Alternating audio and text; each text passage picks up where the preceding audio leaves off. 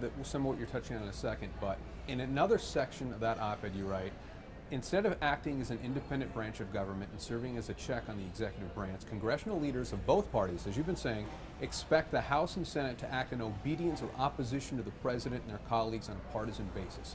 My question is, when hasn't that been the case? You're a student of political history. You quoted George Washington in your piece, how he warned against partisan politics, but talk to Michael Beschloss or John Meacham, they'll give you example after example in the 1800s, the early days of the country when partisan politics was awful.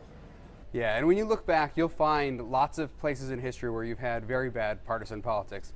The early points of the country where you had the Federalists and the Democratic Republicans fighting against each other.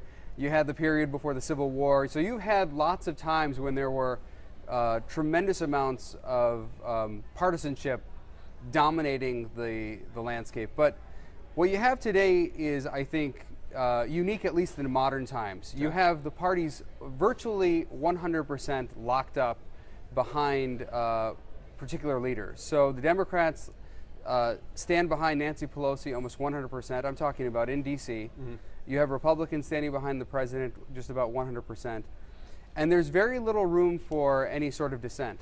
It used to be the case 30, 40 years ago where you had more of a mix within the Republican Party and within the Democratic Party. You had people who could take positions that were contrary to, say, party leaders and still do just fine. You know, they would get by with good relationships with their colleagues.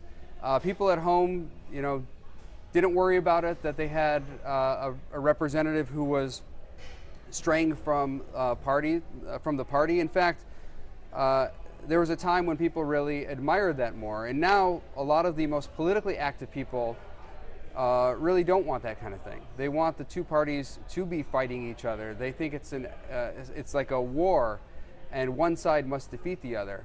And there are a lot of Americans today who are bystanders to that. I think most people do not actually relate to this kind of